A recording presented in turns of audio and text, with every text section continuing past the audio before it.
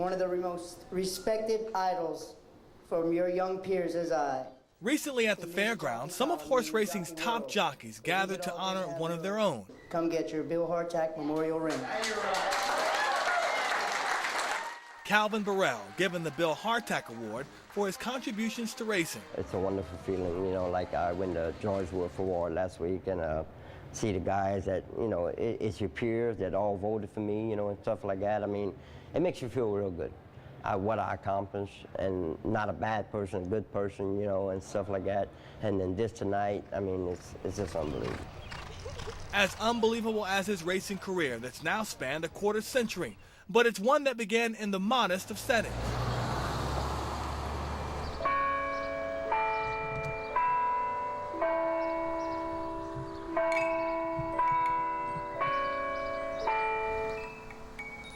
Catahoula, Louisiana, population very, very small, and unless you have a reason to come here, you might not know exactly where here is.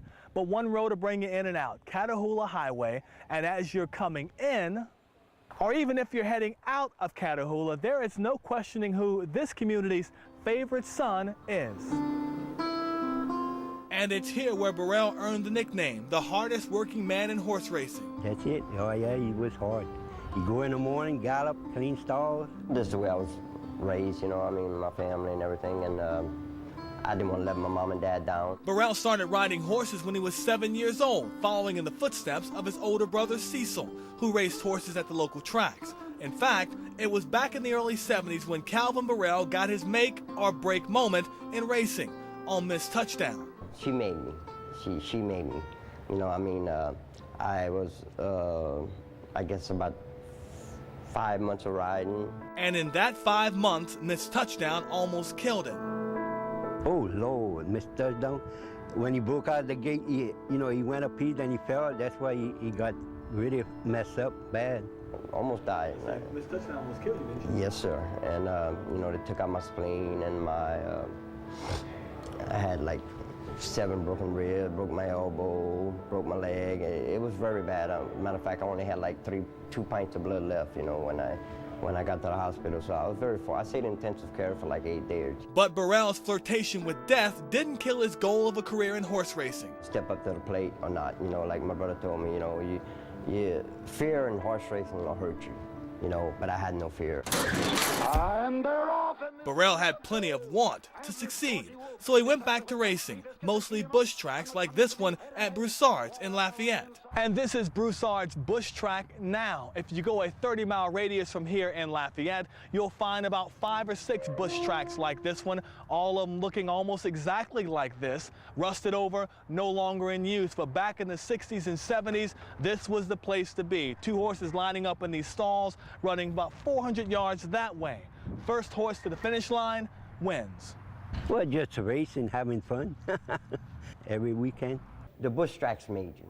From bush tracks to betting tracks, Borel's transition to racing more than 1 horse at a time was effortless, winning on a regular basis at Delta Downs in the mid-'80s. A star was born through winning, which Borel had done plenty of during his career. Horse racing is hard. It's a 7-day job, you know, but if you love it in your heart, it's like a drug, you know, believe what I'm telling you. I've been there, done it all, and I wouldn't change it for the world because, you know, I win $1 million races or $5,000 races, $2,000 races, and it's just a feeling when you cross under the wire first. All total, Borel has crossed the finish line first in over 5,000 races. But there's one horse that he credits for making him significant in the sport. I win the Derby on Street Sense. It put me on the map. And Street Sense has roared from 19th position. He rode Street Sense to the first of 2 Kentucky Derby titles, the other coming aboard Mind That Bird in 2009. It's unexplainable. You know, I mean, it's unbelievable. Winning it once, I mean, it's really every jock's dream to ride the Derby and much less win it. So, you know, that was my dream, just to get there. And Borel continues to live his dream as one of horse racing's top riders. No longer is he the guy nobody trusts with an important mount.